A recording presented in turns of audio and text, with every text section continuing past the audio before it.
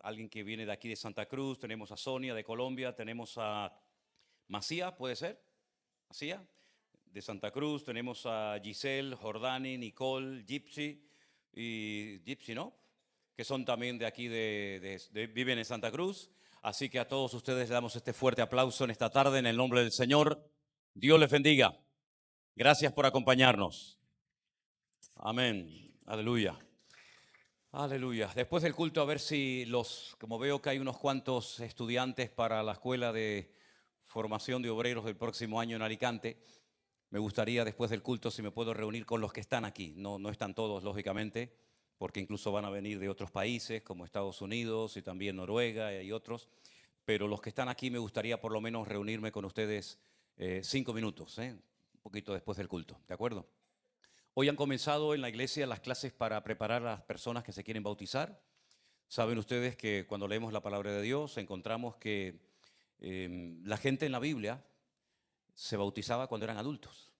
No bautizaban a niños pequeñitos por una tradición o por una costumbre, sino que todo lo que hagamos a lo largo de nuestra vida cristiana tiene que ser hecho con los 5 sentidos.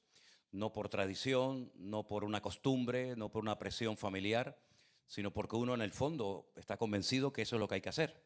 Entonces estamos preparando a personas que ya son adultas, que han decidido, leyendo la palabra de Dios, que ha llegado el momento de poner en práctica en sus vidas este mandamiento. Entonces, hoy había un grupo aquí, también tenemos otro grupo de hermanos en nuestra iglesia en el norte, en el Puerto de la Cruz. Y el primer domingo del año que viene, que no recuerdo ahora mismo en qué día cae, el día 4, eso es, el domingo día 4 de enero del 2026, parece mentira, ¿no? Ya estamos hablando del 2026. Vamos a tener un culto unido. Y en ese culto unido, donde se van a juntar los hermanos del Puerto de la Cruz, juntamente con nosotros, es cuando vamos a celebrar los bautismos, ¿de acuerdo? Así es que espero que todos ustedes puedan asistir a ese primer culto del año, todos juntos con nuestros hermanos. Ellos van a hacer, si no recuerdo mal, el culto principal el día anterior para que después No, me lié. No, nada que ver. No. Estoy hablando del primer domingo del año y lo que quería también decir es que el domingo día 21 es cuando vamos a tener aquí el programa principal con motivo de, bueno, recordamos, ¿no? No es que sea exactamente esa fecha, pero queremos aprovechar esa fecha para invitar a gente a la iglesia, para tener un programa especial con motivo de lo que llaman la Navidad. Y entonces los hermanos del Puerto de la Cruz quieren estar con nosotros como siempre, por eso ellos van a hacer el culto el día anterior, ¿de acuerdo? Pero bueno, todavía queda tiempo para eso. Por favor, vamos a seguir orando por nuestra hermana Adelaida. Adelaida, ¿no? Es la mamá de Yoseli, ella sigue ingresada, ¿no? Sigue ingresada en el hospital.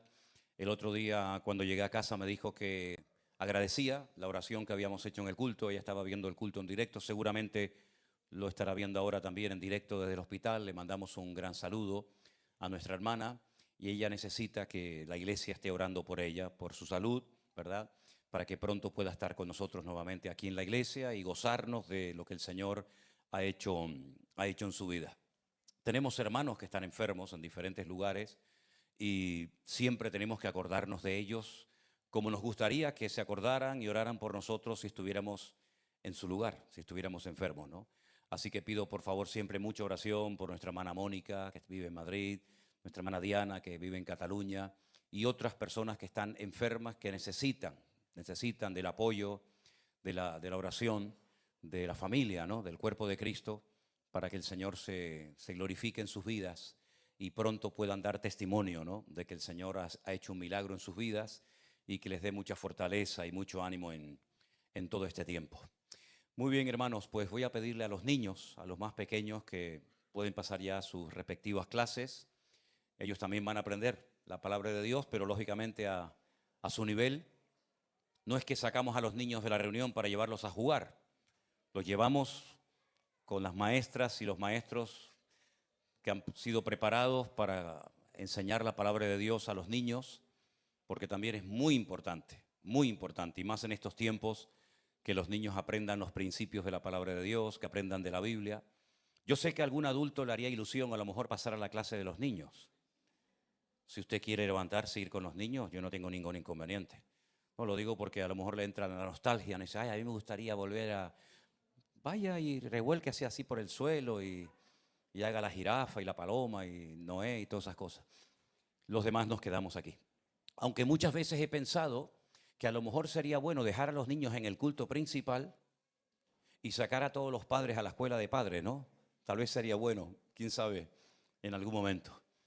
Muy bien, hermanos, solamente un anuncio más. Hemos tenido una reunión hace unos días con los hermanos que atienden nuestra obra en la Florida, en Estados Unidos, y estamos ya orando y preparando el viaje de Alberto y de Damaris. Ellos en este momento no están en las islas, los hemos mandado a atender a nuestra iglesia en Bruselas. Ellos están allí, vendrán Dios mediante mañana, pero a finales del mes de enero ellos van a estar viajando a los Estados Unidos y tenemos que organizar muchas cosas, ¿verdad? Porque tendrán que viajar de un lugar a otro para atender a nuestras iglesias por allá. Y también recordarles, ellos van a estar allí en esa fecha, que nuestro Congreso Internacional del próximo año, en el mes de marzo, pues gracias al Señor, la organización está yendo muy bien. Se ha notado muchísima gente, muchísima gente. Hemos alquilado un salón inmenso con el correspondiente equipo de sonido, etcétera. Pero quiero animar a todos los que puedan asistir a ese congreso, que no se hayan anotado, que por favor pues lo hagan lo antes posible. Hay formas como se pueden anotar a través de nuestra página web. Creo que tienen ahí un código y pueden también asistir a ese congreso que sin lugar a dudas va a ser de tremenda bendición. Y no se olviden de todas nuestras congregaciones, de todos los lugares donde el Señor nos ha permitido abrir obra. Oren muchísimo por la obra en Colombia. La obra en Colombia no para de crecer. Tenemos a nuestro hermano Osman. Yo le dije a él que una de sus prioridades tenía que ser preparar obreros. Gracias al Señor ya hay personas, matrimonios que están ayudándole en la obra. Hay, digamos, 3 obras funcionando perfectamente y una cuarta que se está abriendo. La obra en Lima, Perú, también va muy bien. Recientemente se ha abierto también a través del pastor José Luis en Arequipa, otra ciudad de Lima. Así que, hermanos, sigan orando para que el Señor provea de todo lo necesario, provea de obreros, también para Madrid, también para Zaragoza, también para la zona de Alicante. En fin, hay mucho trabajo y por eso queremos preparar a obreros para que podamos atender entre todos a las miles y miles de personas que han decidido seguir al Señor Jesucristo como su Señor y Salvador personal. Amén, hermanos. Oramos en esta tarde. Señor, gracias te damos por tu fidelidad. Gracias te damos por lo bueno que tú eres y por todas las bendiciones que nos estás permitiendo disfrutar en estos tiempos, Señor.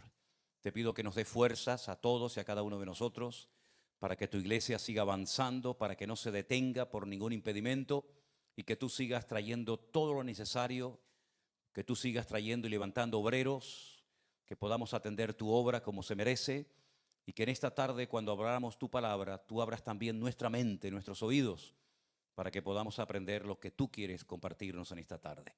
Te lo pido, Señor, en el nombre de Jesús. Amén y amén. Gloria al Señor. Hermanos queridos, he conocido a lo largo de mi vida a muchos cristianos que cuando hablas con ellos y te cuentan sus necesidades, sus problemas, sus luchas, sus preocupaciones, te das cuenta de que hay gente que a veces se preocupa y pierde la paz y se ponen nerviosos y entran en estrés y en nerviosismos y en angustia por cosas que realmente no son tan importantes, no son tan necesarias. Tal vez deberían de ocuparse de otras cosas, pero a veces la gente se preocupa por cosas que realmente a la luz de la palabra de Dios no tienen tanta importancia ni valor. Y podríamos decir en este caso que hay personas como que se ahogan en un vaso de agua. Sin embargo, observando y estudiando la vida de nuestro Señor Jesucristo, yo nunca lo veo nervioso a Jesús, nunca. Y mira que tuvo problemas, y gente que lo odiaba, y gente que quería acabar con su vida. Pero nunca lo veo preocupado, angustiado, hecho polvo, destruido, en una crisis de identidad tremenda, sino que en todo momento conservó una paz, un equilibrio, una calma, una confianza en su Padre realmente fuera de lo normal. Y es que él sabía perfectamente lo que era necesario hacer en la vida, y lo que no había que prestarle ni un minuto de nuestro tiempo. Y en esa línea yo quiero compartir con ustedes algunos versículos donde aparece la palabra era necesario o es necesario hacer tal o cual cosa. Vamos a comenzar por el Evangelio de Lucas en el capítulo 4. Evangelio de Lucas capítulo 4, del versículo 42 en adelante, leemos estas palabras tan interesantes. Ahí la tienen ustedes en la pantalla para que si quieren seguir la lectura, decirles a todas las personas que nos están visitando por primera vez que si usted no tiene una Biblia, nosotros se la vamos a regalar. Después usted puede comprar otra que le guste más o lo que sea, pero su primera Biblia, si usted es la primera vez que viene a la iglesia y no tiene una Biblia, hay una hermana en la puerta que se llama Margarita, usted se acerca y le dice, mira, yo he venido ya a la iglesia por primera vez, no tengo Biblia, se me dijo que me iban a regalar una, además me la enseñó y son Biblias muy bonitas que hemos comprado para regalarles a las personas nuevas, así que recuerde llevarse su regalo. Pues como decía, Lucas capítulo 4, verso 42 dice, cuando ya era de día, salió y se fue a un lugar desierto y la gente le buscaba y llegando hasta donde estaba, le detenían para que no se fuera de ellos. La gente no quería que Jesús se fuera. Estaban siendo muy bendecidos. Muchos eran sanados, otros eran liberados de demonios. Realmente cuando Jesús llegaba a un lugar lo cambiaba, lo transformaba y la gente, ya digo, no quería que se fuera de ese lugar. Pero dice en el versículo 43, pero Él les dijo, y ahí viene la frase, es necesario que también en otras ciudades anuncie el evangelio del reino de Dios, porque para esto he sido enviado. Y predicaba en las sinagogas de Galilea. Hermanos, si ustedes leen, por ejemplo, lo que llamamos el Antiguo Testamento, van a encontrar que hubieron muchos profetas, muchos hombres, que a lo largo de la historia, de muchos siglos y generaciones, le predicaban al pueblo la palabra de Dios. Eran los representantes, por decirlo de alguna manera, de Dios, y ellos le decían al pueblo a veces, arrepiéntanse, protéjanse que viene un enemigo, cumplan con la palabra de Dios, dejen la idolatría, vuelvan a la obediencia, a los buenos caminos, etcétera, etcétera. Hubieron muchísimos profetas, podríamos hacer una lista enorme, pero ninguno de ellos predicó lo que conocemos con el nombre del Evangelio. El Evangelio es un mensaje diferente a lo que predicó Jeremías o Sofonías o Daniel o Ezequiel. El Evangelio es una buena nueva, es una buena noticia que vino con Jesús. ¿Y en qué consiste esa buena noticia? La buena noticia consiste de que Dios, en un momento puntual de la historia de la humanidad, viendo que a unos profetas mataban y viendo que a otros profetas apedreaban y no les hacían caso, decidió enviar a su Hijo unigénito al mundo para que muriera por nosotros en una cruz. Pero antes de morir, que diera un mensaje de esperanza y un mensaje de salvación a toda la humanidad. Él no vino a traer un mensaje religioso. La sociedad de Jesús era muy religiosa en su época. Había muchas religiones en la época de Jesús. Pero Él no vino a traer una nueva religión, sino Él vino a traer esperanza, vino a traer salvación. Una buena noticia de que Dios ha amado de tal manera a esta humanidad, a este mundo, que ha enviado a su Hijo unigénito al mundo para que todo aquel que crea en Él no se pierda, mas tenga vida eterna. El mensaje que los profetas predicaban en el Antiguo Testamento iba dirigido generalmente al pueblo que en aquel momento se conocía como el pueblo escogido de Dios, que era el pueblo de Israel. A través de Abraham, Isaac, Jacob y su descendencia, Dios comenzó a tratar con un pueblo. Y por medio de ese pueblo, ¿verdad?, vino la esperanza de que algún día Dios enviaría un Salvador, un Mesías. Y vino el Mesías. Pero no era un mensaje solamente para un pueblo o para una etnia o raza o nación, sino que era un mensaje universal. No importa de dónde fueras, no importa que no fueras judío, de una de las tribus de Israel. Cualquier persona en cualquier parte del mundo, sea de cualquier raza, de cualquier cultura, etcétera, etcétera, si cree en Dios y acepta y recibe al Señor Jesucristo como su Señor y Salvador personal, puede ser un hijo de Dios como cualquier otra persona. Amén, hermanos. Y ese es el mensaje que vino con Cristo, porque Él vino a hablarnos del reino de Dios. El reino de Dios es el gobierno de Dios. Adán y Eva estaban bajo el gobierno de Dios en un principio en la historia de la humanidad, pero desobedecieron a Dios, salieron de ese gobierno, salieron de esa cobertura. prefirieron hacerle caso y obedecer a las mentiras del diablo que a las verdades que Dios le predicaba. Y quedaron como desconectados de Dios. ¿Y ahora qué hacemos? ¿Cómo volvemos a Dios? Bueno, a lo largo de la historia hubo todo un ritual y una ceremonia, ¿verdad? Un sistema de sacrificios, de holocaustos, de víctimas de animales, pero ninguno de ellos podía perdonar los pecados del ser humano.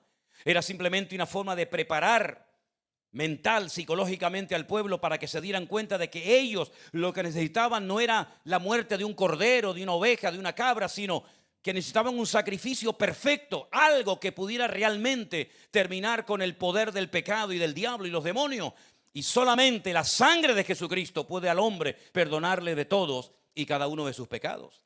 Por eso cuando Juan el Bautista estaba bautizando en la orilla del río Jordán y ve aparecer al Señor, le dijo a la multitud: este es, escúchenlo bien, este es el Cordero de Dios que quita el pecado del mundo.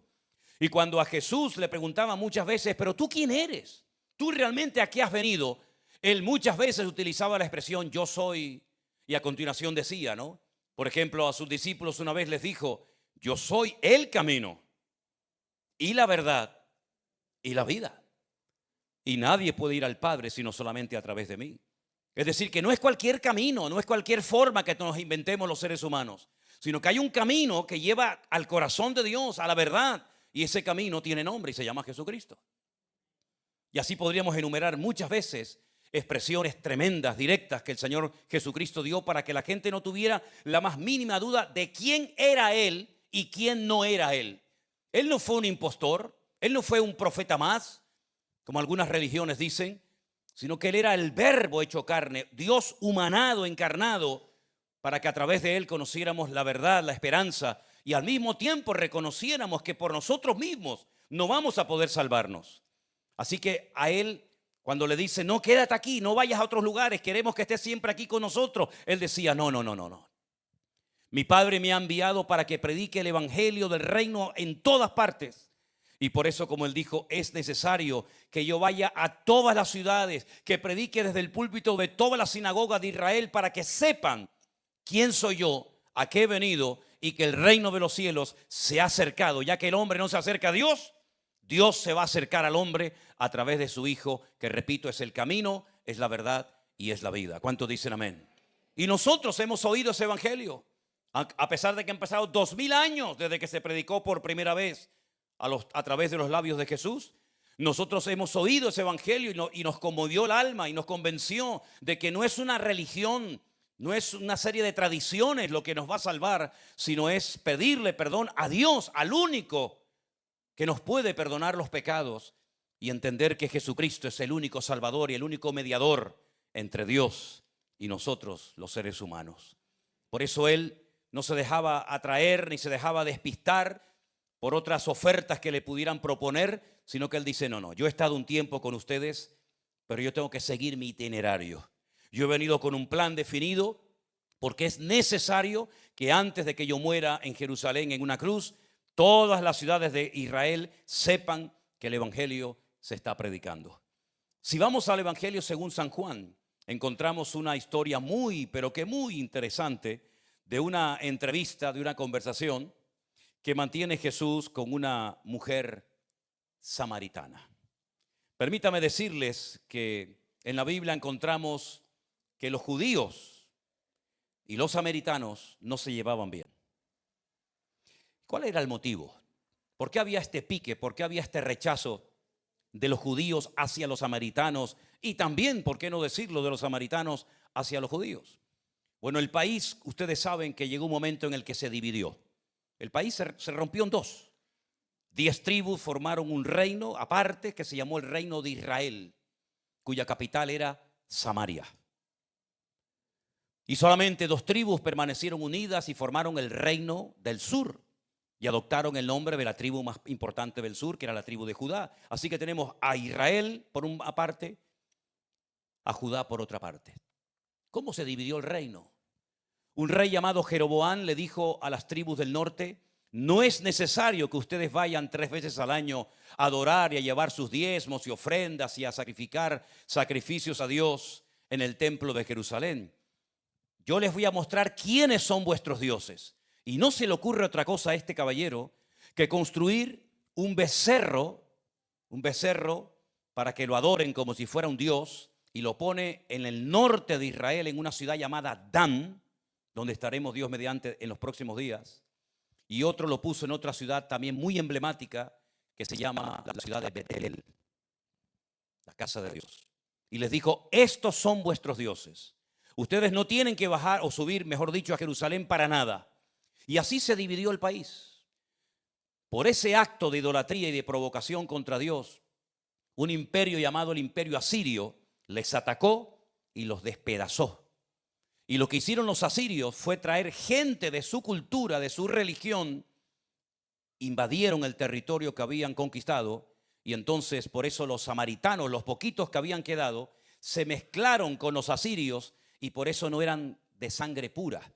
Y por eso los judíos los rechazaban, porque decían, nosotros nos hemos mantenido puros, pero ustedes se han mezclado con paganos.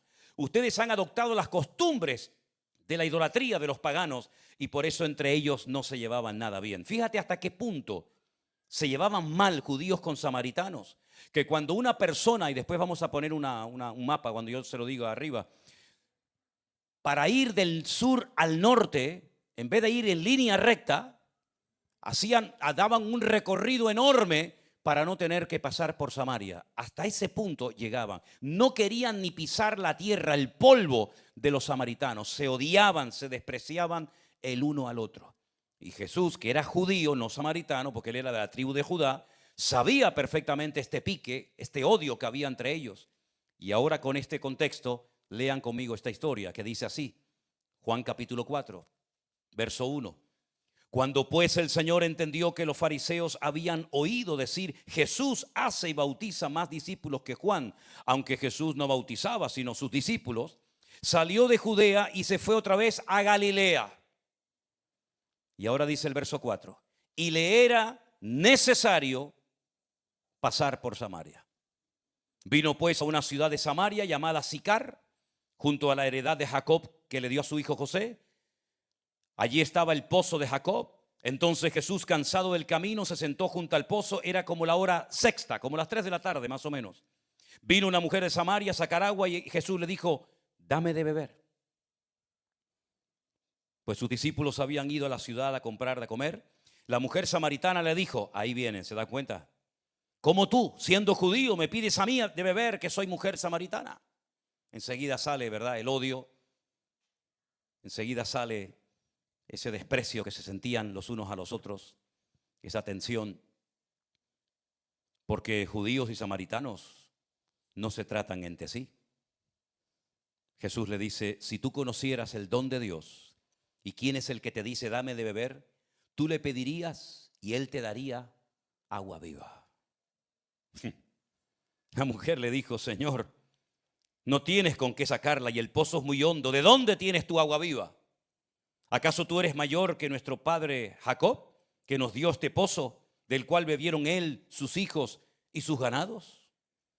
Jesús le respondió, cualquiera que beba de este agua volverá a tener sed. Mas el que bebiere del agua que yo le daré no tendrá sed jamás, sino que el agua que yo le daré será en él una fuente de agua que salte para vida eterna. La mujer le dijo al Señor, dame ese agua para que no tenga yo sed ni venga aquí a sacarla. Jesús le dijo, llama a tu marido, dile que venga. Ahora viene lo bueno. La mujer le dice, yo no tengo marido. Y Jesús le dijo, muy bien, muy bien. Has dicho muy bien, no tengo marido, porque ya llevas 5, ¿eh? Madre mía, ¿eh? Ya llevas 5 maridos, o 6. Y el que ahora tienes tampoco es tuyo. Yo no sé si esta se encargaba de robarle los maridos a las mujeres o qué. Pero dice, ni el que vive contigo es tu marido. Luego será de otra, ¿no? Ahora entendemos por qué iba a la hora más calurosa del día a sacar el agua, para que no la vieran las otras mujeres, ¿verdad? Jesús le dijo a la mujer, Señor, me parece que tú eres un profeta. Nuestros padres adoraron en este monte y vosotros decís que hay que ir a Jerusalén, el lugar donde se debe adorar.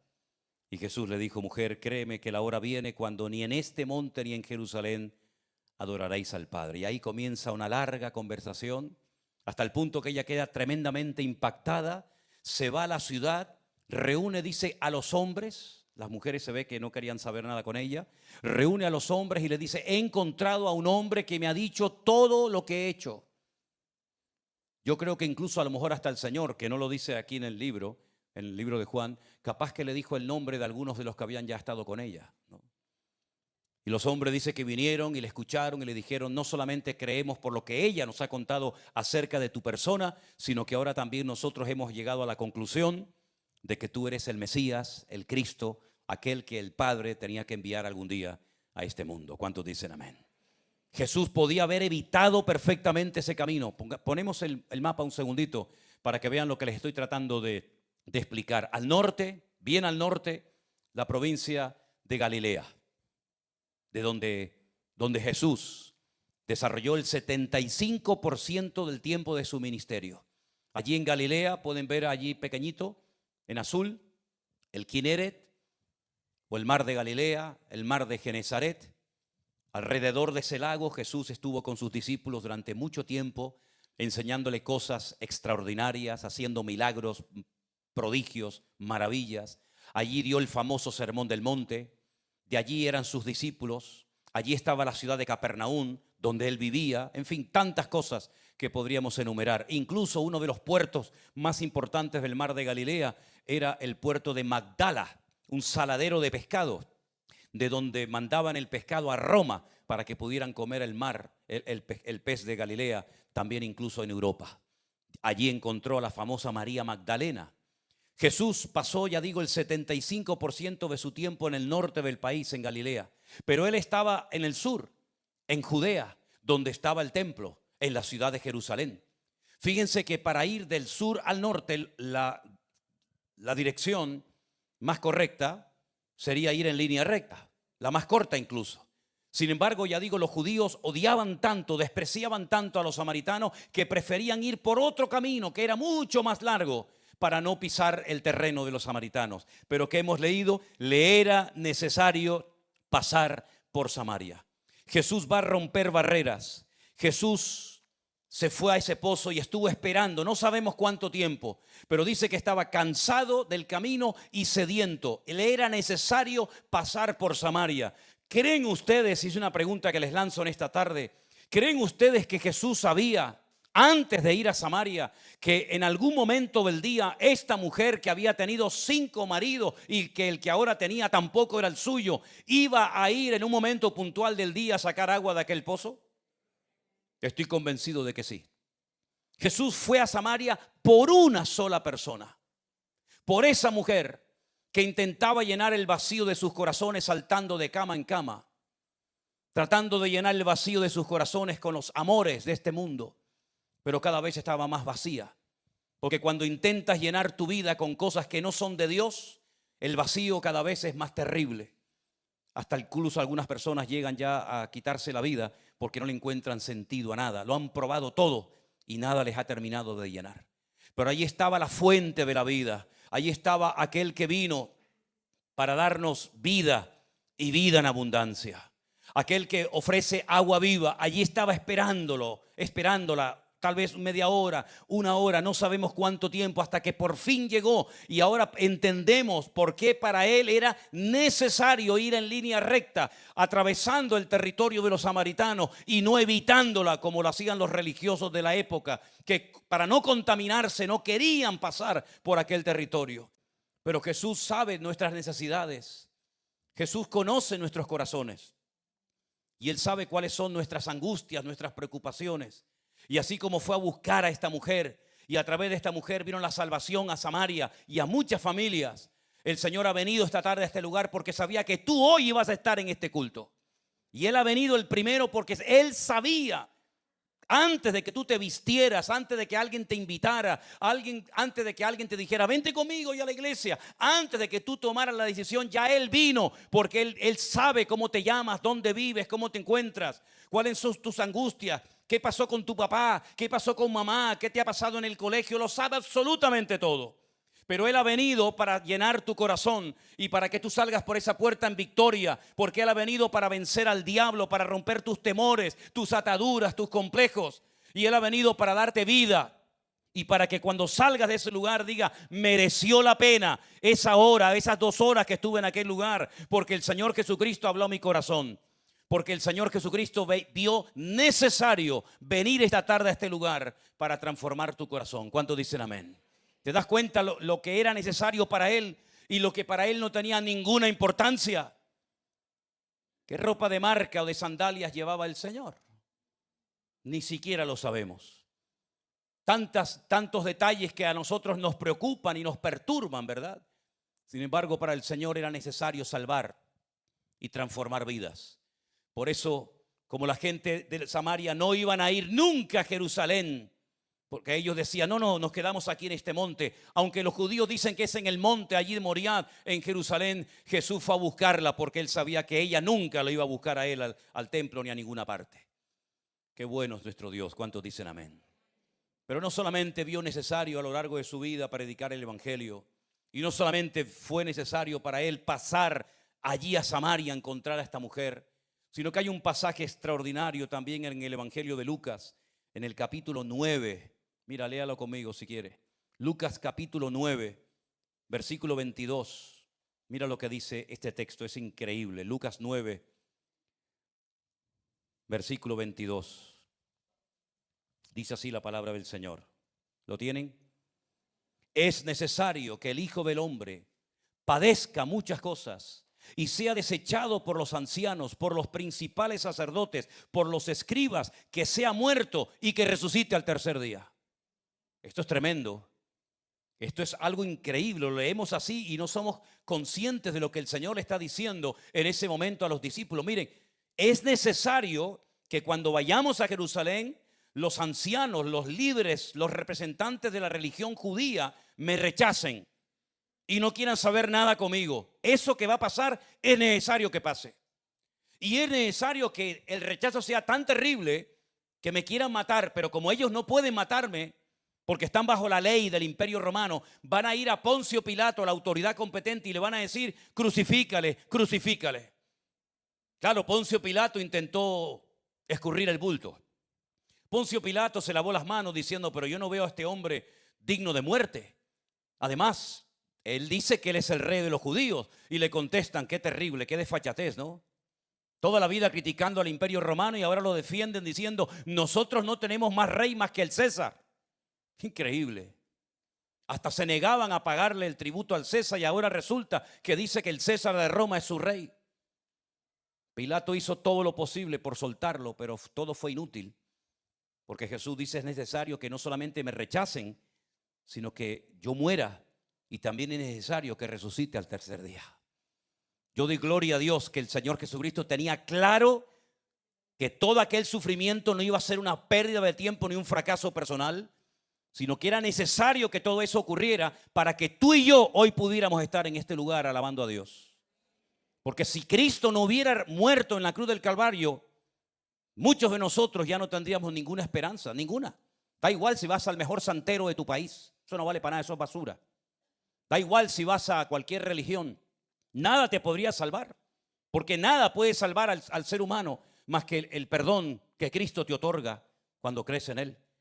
Pero si Él no hubiera venido a este mundo y no hubiera muerto en la cruz, ¿qué esperanza tendríamos tú y yo en esta tarde? ¿Para qué abrimos esta iglesia? ¿Qué pintamos aquí nosotros en esta tarde cantándole a un Señor que fue muy bueno, pero que a la hora de morir se mandó a mudar porque le dio miedo o porque no quiso hacerlo?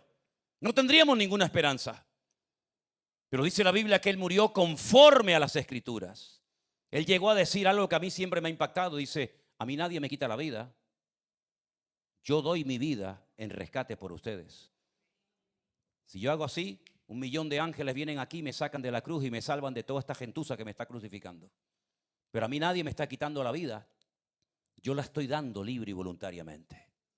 Como le dijo a Poncio Pilato, si el Padre no te permite hacer lo que me estás haciendo, tú no tendrías autoridad sobre mí en ninguna manera. Pero también era necesario que resucitara. Porque si Cristo murió Y yo diría, oye, qué hombre tremendo, qué valentía, ¿no? Pero no hubiera resucitado de la muerte, tampoco tendríamos ninguno de nosotros ninguna esperanza. ¿Por qué? Porque un muerto no nos puede ayudar. ¿O tú crees que un muerto te puede ayudar? Hay gente que va a consultar a los muertos. Pues ya me dirás a mí, un muerto, ¿qué beneficio o qué daño te va a hacer un muerto? Le dijo una vez un ángel a unas mujeres que fueron temprano en la mañana, después lo vamos a leer, no busques entre los muertos. No busques entre los muertos, porque entre los muertos no lo vas a encontrar. El Señor Jesucristo está vivo. Por lo tanto, no busques entre los muertos al que vive. Así que, mis queridos hermanos, si Cristo no hubiera resucitado, vana es nuestra fe. Estamos poniendo nuestra fe en un muerto. Nuestros pecados no fueron perdonados. Si Cristo no resucitó, nosotros tampoco vamos a resucitar algún día. Si Cristo no resucitó, los que murieron creyendo que Jesús era el Mesías, se equivocaron todos ellos. Murieron creyendo en una mentira, creyendo que era verdad.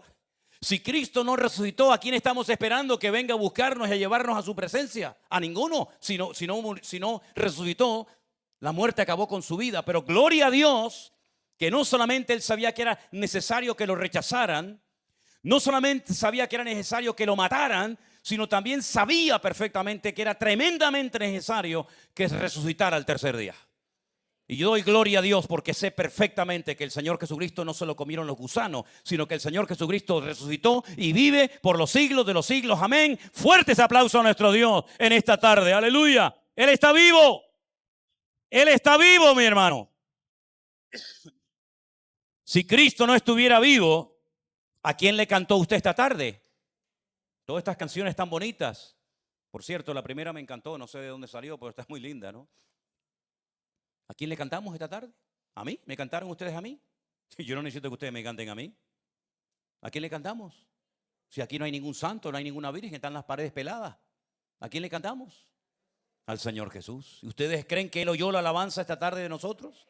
¿Ustedes creen que Él se regocijó en la alabanza? No solamente eso, sino que dice que Él habita en la alabanza de su pueblo y se mueve cuando la iglesia alaba a Dios con todo su corazón. Qué tremendo cuando vamos a Jerusalén. Ahora ya dentro de unos días estaremos allí otra vez. Y el último día, siempre lo dejo para el último día. Les digo, le voy a llevar al lugar más importante del mundo. Le voy a llevar al lugar donde Jesús fue crucificado. Al monte de la calavera. Y ahí la tienen, miren ahí la calavera. Ya no se ve la boca porque la ciudad ha subido. Hay una estación árabe. Y entonces han tapado la boca, pero todavía se puede ver algo de la calavera donde Jesús fue crucificado. Y le digo, no, pero eso no es lo más importante, aunque es muy importante. Ahora vengan conmigo, acompáñenme. Y los llevo a una cueva, donde antaño había una inscripción que ya no está, decía, Él estuvo aquí. Mas ya no está porque está vivo, ha resucitado de los muertos. Y allí celebramos la Santa Cena y cantamos al Señor. Y van cristianos de todo el mundo.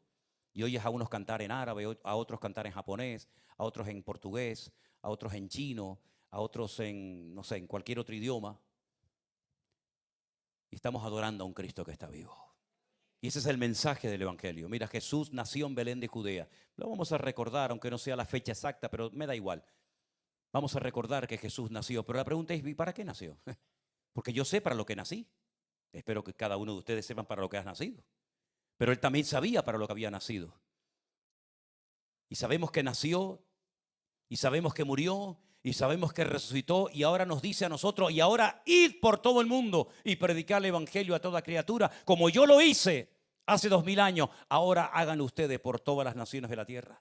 Y es lo que llevamos haciendo años. Y utilizamos los canales, y utilizamos las redes sociales, y utilizamos cualquier medio a nuestro alcance para que el mayor número posible de personas sepan que en medio de este mundo enfermo, que parece que lo han puesto al revés, hay una esperanza, hay un Salvador, hay una respuesta, y su nombre es Jesucristo, el Rey de Reyes y el Señor de los Señores.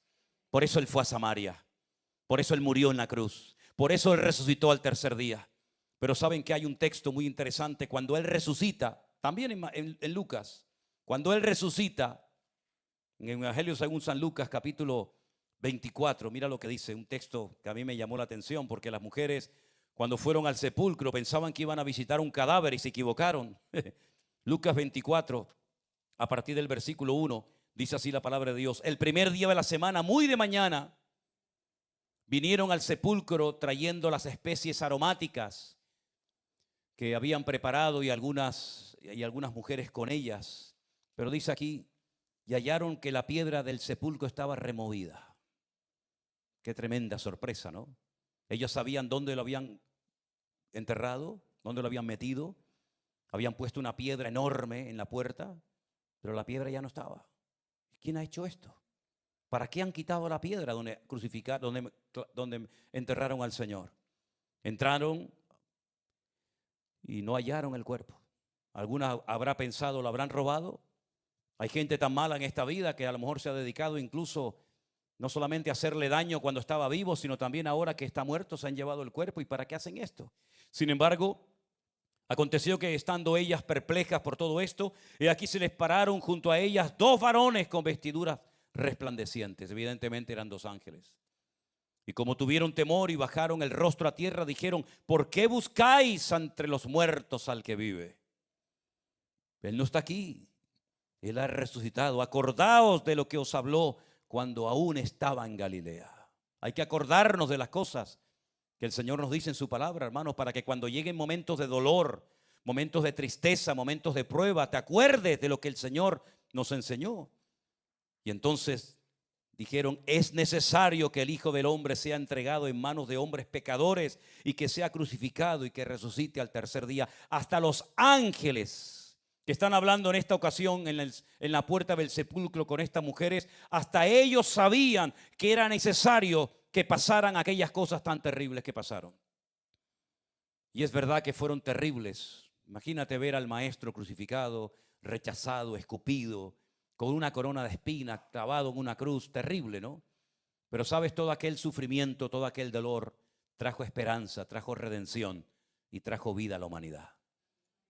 Así que siempre cuando estés pasando por algún problema difícil con los hijos, o con la salud, o con la economía, con el matrimonio, o lo que sea, recuerda que siempre después de la tormenta viene la calma. Y si prefieres que te lo diga bíblicamente, te lo voy a decir. Hay un versículo que a mí siempre me ha bendecido muchísimo y me ha ayudado en todos estos años que llevo con el Señor. Y dice así: tengo por cierto, es decir, estoy plenamente convencido y seguro que las aflicciones del tiempo presente o actual no se pueden comparar con la gloria venidera que en nosotros ha de manifestarse. ¿Cuántos dicen amén? Es decir, cuando pasamos por luchas, cuando pasamos por pruebas, porque Dios lo ha permitido, no porque me he metido en líos por mi mala cabeza, sino porque Dios ha permitido esa situación que no entiendo, pero yo sí sé algo, que mi Dios está conmigo y Él me va a cuidar. Y pase lo que pase y venga lo que venga y digan lo que digan, yo sé que el Señor ha permitido eso por algo, que no lo entiendo, ya digo, pero en su momento daré gracias. Y podré incluso ayudar a otras personas diciéndole: yo te entiendo, yo también lloré como tú lloraste, pero el Señor me consoló, el Señor restauró mi gozo, restauró mi vida, y ahora me puedo sentar con otra persona como se han sentado contigo y te han escuchado. Créeme que llegará el día cuando tú tendrás que ayudar a otras personas como un día te ayudaron a ti. Gloria al Señor. Pero he dejado para el final otro: es necesario o era necesario, y tiene que ver con el mensaje que compartí con ustedes el día jueves. El día jueves yo les dije que hay un capítulo en la Biblia que contiene 3 parábolas, es decir, 3 historias conocidas para hablar de conceptos espirituales profundos. Y en ese capítulo del Evangelio de Lucas encontramos que un hombre de ovejas, ¿cómo se llama? Un pastor perdió una oveja. Un pastor perdió una oveja. ¿Y cuál fue el problema? Que la oveja no sabe volver sola. Porque la oveja no tiene un buen olfato, no tiene una buena vista, no tiene, digamos, un sentido de la orientación como puede tener un perro, una paloma o lo que sea. Y cuando una oveja se pierde, no vuelve. Y como caiga en el agua, la pobre se ahoga porque por el peso de la lana se hunde. Tienen que ir a buscarla. Y la Biblia nos enseña que todos nosotros éramos como ovejas perdidas. Y todos nos descarriamos. Uno escogió un camino y otro escogió otro camino. Pero el Señor vino, nos cargó sobre sus hombros, nos limpió nuestras heridas y hay gozo en los cielos porque nuestros nombres han sido escritos en el libro de la vida. La segunda parábola es de una persona que perdió una moneda. La moneda no tenía culpa, pero la persona se despistó, no sé lo que le pasó, perdió la moneda. Y dice la Biblia que busca y busca y busca y busca y no para hasta poder encontrarla. El Señor no paró hasta encontrarnos, porque Él no se da por vencido. Cuando ama algo o alguien, el Señor lo busca, lo limpia, lo restaura y lo transforma. Pero lo tercero que se perdió fueron dos hijos. Siempre se dice, no, un hijo, el hijo pródigo. No, los dos estaban perdidos. Lo que pasa que la parábola o la historia del hijo pródigo, como se llama vulgarmente, refleja la naturaleza humana. No todo el mundo reacciona igual ante una situación. Hay gente que explota y hay gente que no explota, pero lo están pasando aún peor que aquel que se marchó en rebeldía o pegó el portazo. El hijo menor dice que cogiendo la parte de su herencia se fue a una provincia apartada y vivió de una forma alocada y en poco tiempo se vio en la ruina porque perdió todo el dinero y cuando se va el dinero se pierden las amistades también. La Biblia dice que ansiaba comer las algarrobas que comían los cerdos. Hasta que un día volvió en sí, se dio cuenta de que estaba haciendo el idiota. Así de claro. Estoy haciendo el tonto. Cualquier jornalero, cualquier peón, cualquier persona contratada por mi padre come, viste y vive mejor que yo. ¿Qué hago yo aquí en esta condición? Me voy a tragar el orgullo, que a veces es muy difícil tragárselo. Me voy a tragar el orgullo, voy a reconocer que he metido la pata, que me he equivocado y voy a volver a la casa de mi padre y voy a intentar que me perdone. No sé si lo obtendré. No sé si mi padre tendrá el amor, la misericordia y la paciencia para soportarme después del terrible ejemplo que le he dado, pero lo voy a intentar por lo menos. Y para su sorpresa el padre no solamente lo perdona, sino que hace una fiesta impresionante, invita a músicos, hay alegría. Pero resulta de que este muchacho tenía otro hermano, su hermano mayor. Y su hermano mayor no acepta la decisión del padre de matar el becerro gordo, que era el animal reservado para ocasiones muy especiales, y para él esta no era una ocasión nada especial. Él se siente desplazado, como dije el jueves, es el príncipe destronado, ¿verdad? El síndrome del hermano mayor, que no ve a su hermano como alguien que necesita otra oportunidad, cariño y amor, sino como un competidor, como alguien que viene a él a desplazarlo, y entonces él no quiere entrar a la fiesta. Leo sus palabras en Lucas 15:25. Su hijo mayor estaba en el campo y cuando vino y llegó cerca de la casa oyó la música y las danzas. Llamando a uno de los criados le preguntó que qué era aquello y él le dijo: tu hermano ha venido y tu padre ha hecho matar el becerro gordo por haberle recibido bueno y sano. Entonces él, ¿qué pasa? Se enojó, no quería entrar. Es increíble esto, ¿eh? Se enfada con el padre y no quiere entrar. Salió por tanto su padre y le rogaba que entrase. Mas él respondiendo al padre le dijo: he aquí tantos años te sirvo, no habiéndote desobedecido jamás, y nunca me has dado ni un cabrito para gozarme con mis amigos. Esto es falso. Quiero que lean desde el principio de la historia para que vean cuando él reparte la herencia, se la reparte a uno y a otro. Eso de que no me has dado nada es mentira, es falso. Esa es la forma incorrecta como hablan o como oran las personas resentidas, las personas amargadas, las personas que no conocen el corazón de Dios. No me has ayudado, no me has bendecido, no me has dado nada. Rotundamente falso. Escucha al padre lo que le dice: pero cuando vino tu hijo que ha consumido tus bienes con ramera, no sé de dónde sacó eso, has hecho matar para él el becerro gordo. Entonces le dijo: hijo, palabras del padre, tú siempre has estado conmigo. Todas mis cosas son tuyas. ¿Qué estás diciendo? Era necesario. Ahí viene otra vez la palabra. Ya van 4 veces en esta tarde que leemos esta expresión. Era necesario hacer fiesta y regocijarnos por tu hermano, porque era muerto y ha revivido, se había perdido y es hallado. ¿Cuántos dicen amén? Hay momentos en los que es necesario gozarnos y disfrutar y regocijarnos en el Señor.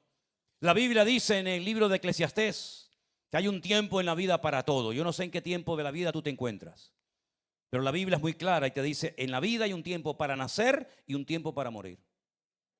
Y hay un tiempo para la paz y un tiempo para la guerra. Y hay un tiempo para sembrar y un tiempo para cosechar. Y un tiempo para llorar y un tiempo para reír. Y todo lo que se quiere debajo del cielo, dice la Biblia, tiene su tiempo y su hora. Por eso es importante saber cómo tienes que reaccionar tú en el momento en el que tú te encuentras ahora. Porque a lo mejor estás en un momento en el que tú necesitas llorar. Llora, no pasa nada. La Biblia dice, bienaventurados los que lloran, porque ellos serán consolados.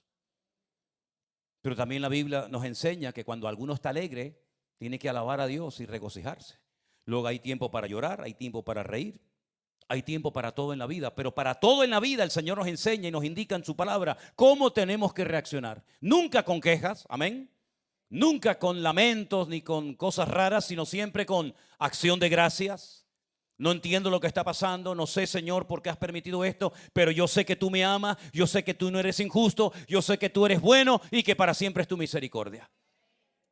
Pero él no entendía que era el momento y que era necesario hacer una fiesta y tirar la casa por la ventana, porque su hermano había vuelto de lejanas tierras después de haberlo dado por muerto y venía arrepentido.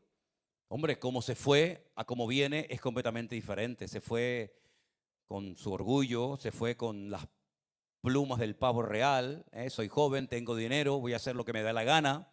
Eso funciona un tiempo. Esa es la falsa seguridad que el diablo le da a alguna gente cuando están en pecado, cuando están en desorden, cuando están en desobediencia y parece que todo te va bien.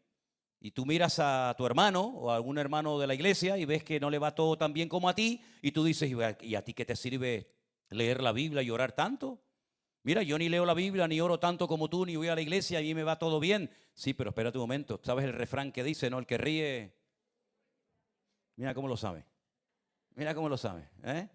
El que ríe último ríe mejor. Claro, tú ríes ahora. Yo a lo mejor estoy llorando ahora. El Señor me está dando una prueba, yo estoy llorando ahora. Pero al final del camino, cuando se encuentre la tortuga y el conejo, sí, o la liebre, el conejo, ¿no? Pues al final puede ser que tú llores eternamente y yo ríe y me goce eternamente en la presencia del Señor. Como dice la palabra del Señor, yo estaré con vosotros todos los días hasta el fin del mundo. Así que mis queridos hermanos, la vida cristiana tiene diferentes etapas y niveles. Hay una etapa de aprendizaje, aprovéchala, empápate y aprende todo lo que puedas, porque cuanto más te llenes y más aprendas, mejor vas a poder servir a los demás y al Señor en su obra. Adáptate a cada una de las circunstancias por las cuales el Señor permita en tu vida que pases. Gózate en cada una de ellas, disfruta de cada una de ellas. Y como dice la Biblia a los jóvenes, y acuérdense de su Creador cuando sean jóvenes. ¿Sabes que hay un versículo que dice eso? ¿Dónde está? En Eclesiastés capítulo 12, verso 1. Acuérdate de tu Creador en los días de tu juventud, antes de que te vengan los días malos. Porque uno dice, a mí cosas malas, con los 14 años que tengo ahora, ¿qué cosas malas me van a venir? Espérate. Algún día tendrás que ir a enterrar a papá. O a lo mejor papá nunca más va a volver, aunque sería el sueño cumplido, pero nunca va a volver. Y si te ha metido en la cabeza la mentira del diablo de que a ti papá no te quiere y te cambió por otra o por otro. Pero no le creas al diablo, créele a Dios. Dice el Señor en su palabra, aunque tu padre y tu madre te abandonen, yo nunca te abandonaré. Qué hermosa promesa de parte del Señor, Saber que todo me puede fallar en esta vida, un padre, una madre, un amigo, un creyente, un pastor. Todo en esta vida me puede fallar, pero yo estaré contigo todos los días hasta el fin del mundo. Él sabía que en esa necesidad de morir en la cruz iba a sentir soledad, porque ni siquiera sus discípulos iban a estar con él, que eran los que tenían que haber estado con él, pero no estuvieron, solamente Juan. Incluso aquel que le había dicho, Señor, aunque todos te abandonen, tú tranquilo, tú siempre podrás contar conmigo. Y fue el primero que le abandonó y le negó. Pero mis queridos hermanos, es necesario que en este tiempo busquemos a Dios. Es necesario que en este tiempo no nos dejemos absorber por la corriente de este mundo, sino que es necesario que pongas tu mirada, tu confianza solamente en el Señor, porque el Señor tiene grandes y maravillosas sorpresas para tu vida. Deja que el Señor te guíe, que el Señor te pastoree y que el Señor te muestre el camino por donde debes de andar. Jesús tenía bien claro a lo que tenía que dedicarse y a lo que no tenía que dedicar ni un minuto de su tiempo. Termino diciendo, ¿te acuerdas cuando un día le dijeron sus discípulos: Señor, la gente no para de buscarte, está todo el mundo preguntando por ti, multitudes te buscan? ¿Y qué dijo el Señor? No me buscan porque se han dado cuenta de quién soy. Me buscan porque ayer comieron el pan y los peces que multiplicamos y por eso vienen hoy a hacerme rey. Pero no vienen realmente por mi persona, vienen por lo que yo les doy, pero no vienen por lo que yo soy. Y un cristiano maduro a veces sigue a Cristo por las bendiciones, por los panes, por los peces. Pero un cristiano maduro es aquel que, aunque no reciba nada, llega a decir como Job: aunque tú me mates, te seguiré alabando, porque yo sé que mi Redentor está vivo. No te sigo por lo que me das, porque aunque no me dieras nada, no me importa, porque lo más grande que tengo, que es la salvación de mi alma y mi nombre escrito en el libro de la vida y mi amistad contigo, vale más que cualquier cosa que me puedas dar en esta vida. ¿Cuántos dicen amén?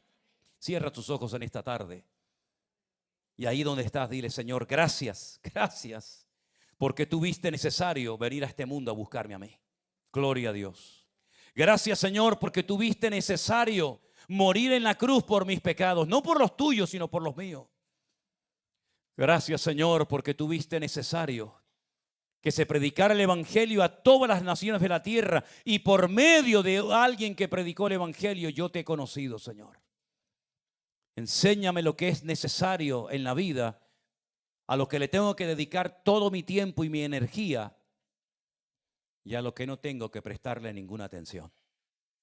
Enséñame, Señor, eso.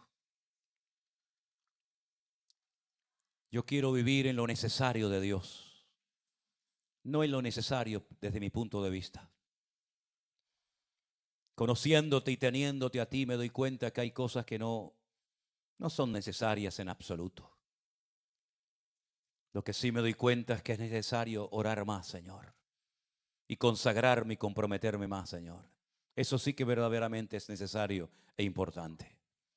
Conociéndote a ti, me doy cuenta que lo verdaderamente necesario e importante es leer más tu palabra y conocerte a ti, Señor. Enséñame a vivir en lo necesario de Dios. Enséñame a vivir en lo que verdaderamente es importante que haga y diga.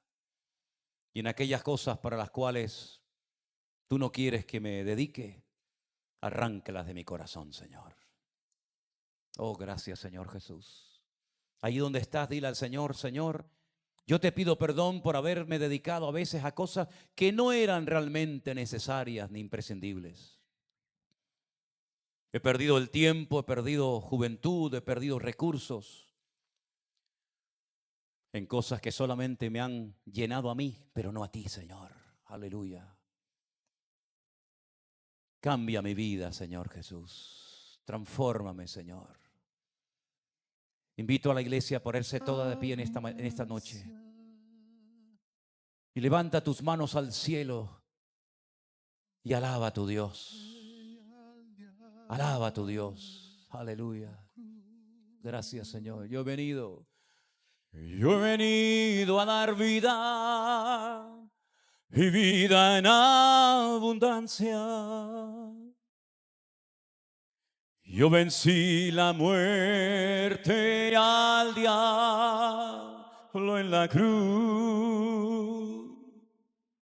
Por eso le alabo con todo el corazón. Aleluya. Y declaro que Él es mi Señor. Resucitó a los muertos, le dio vista a los ciegos, limpia a los leprosos y a los mudos hizo hablar.